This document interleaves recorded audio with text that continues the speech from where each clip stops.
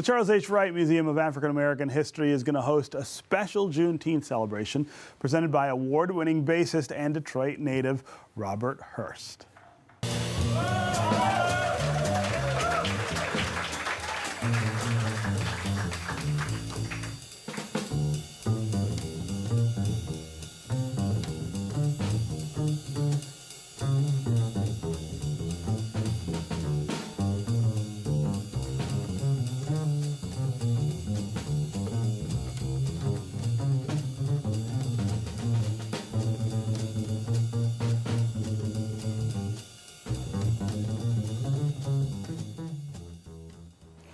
This Juneteenth concert is going to feature music that reflects the experiences and resilience of enslaved Africans and the highly anticipated day of emancipation in 1865. I'm pleased to have Robert Hurst here today, along with Charles Farrell of the Wright Museum. Welcome to American Black Journal. Thank you. Yeah, it's a real honor, of course, to have you here. Thank you for having me. Unbelievable career as a bassist, and for me personally, as somebody who kind of plays around with the bass, it's a big deal to have you sitting right here with me. Right. So let's talk about this this musical celebration and the idea of reflecting those experiences of enslaved Africans on this sort of anticipated day that they would be free.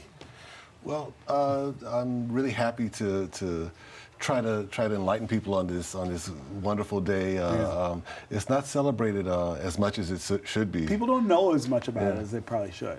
I was doing a residency at Oberlin University a couple years ago, and they actually have a huge parade, on this day, and it was so great to see, people on floats and commemorating all of the events leading up. It really, I think, depends on where you are in the country. I mean, in the South, I think it's got a little more recognition than it does in places like Detroit. But it's something that everybody should know and understand. Yes, yeah. Of course. So talk about how the music will kind of reflect the mood of the day. Well, it's kind of conceived from the memory of a very old slave, and originally when I wrote it, it was in two parts: June 18th, 1865, and June 19th, 1865. One being the last day of slavery, and then the first day of, metaphorically, the first day of freedom.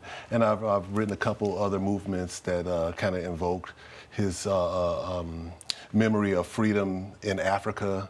And then the last movement is about, the freedom here in the United States, and then the middle movements are kind of about the rough patch in between, of being enslaved and all that went into that. Yeah, yeah. What were some of the influences that you drew on for the music?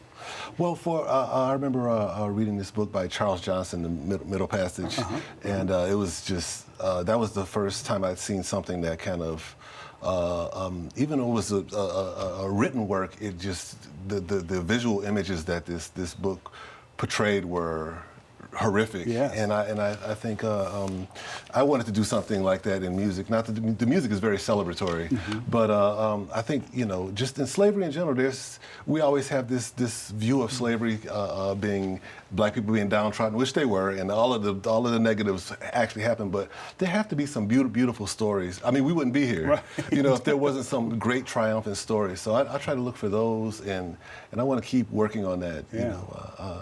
As I my artistic endeavors. Sure.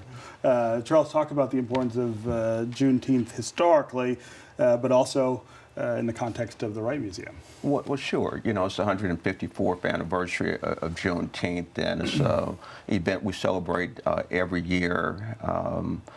This General Gordon Granger arrived in Galveston, Texas on the 18th, and of course on the 19th, 250,000 enslaved Africans were freed. So it's really celebrating about 45 states around the United States, and as Bob rightly said, it should be celebrated more broadly. I really think it's important that we are celebrating Juneteenth with jazz. Jazz, to me, is an art form that necessitates freedom. In fact, the improvisational aspects of it. Our great jazz artist has always been at the forefront of this liberatory way of living life, particularly going to Europe and coming back. So to have someone with 7 Grammys, a tenured professor leading a world-class group during the year that we actually are looking at the 400 years from 1619 at August 20th in Jamestown to 2019, our theme has been talking about resisting enslavement, fighting mass incarceration, but our struggle for human rights. And so music has always been integral with that struggle, whether you look at any of our art forms. So this is a high experience for us to have Bob Hurst, whose father, incidentally, Bob can talk about that, is associated with the museum. And we've had a similar program with Quincy Troop and Will Downing looking at the Middle Passage. So it's a good way to end on a celebratory note with great, phenomenal music. We're asking the whole community to come out to fill our seats and help Bob celebrate Juneteenth here in Detroit. As we were talking about before, I feel like this is something that a lot of people don't have almost any knowledge of, or if they do, it's kind of a passing knowledge. How do we get more people, especially in the North, to kind of recognize the importance of this day?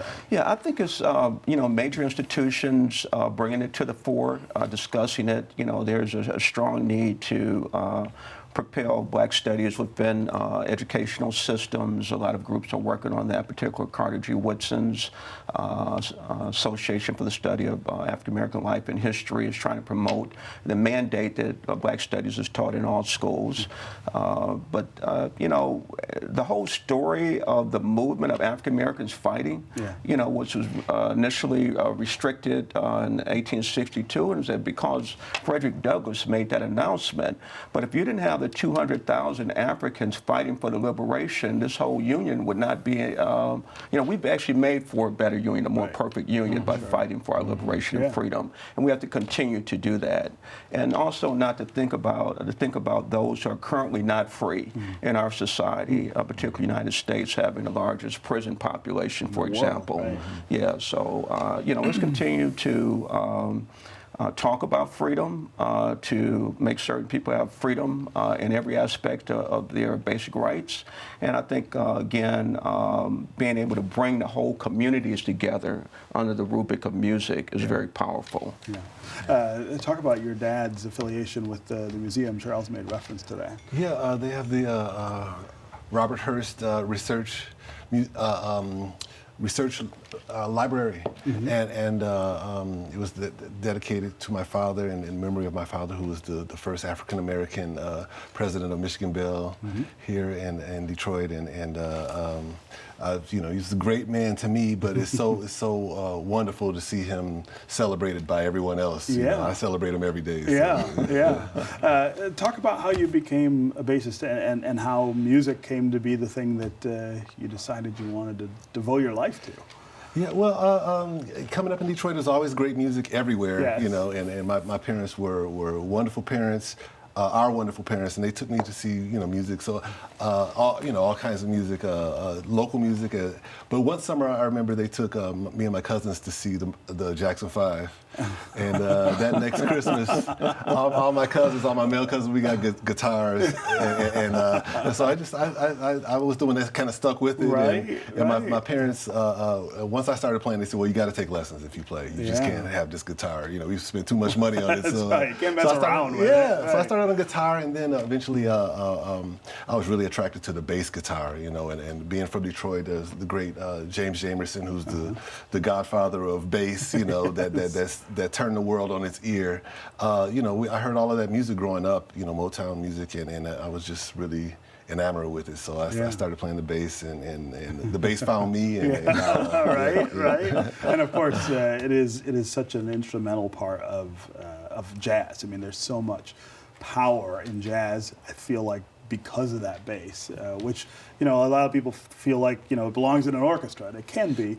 but I feel like it plays a special role in that music. It does. It does. You know, black folks love the bass, but everybody loves the bass. So you know, I mean, whether they know it or not, you know, because that's what makes everybody's butt shake. So, Yeah, right. That's right. It's the bottom, right? All right. Well, congratulations on the work. Thank you so much. And we'll look forward to the celebration. Well, thank you very much. Yeah, thank you both for being here. Thank you.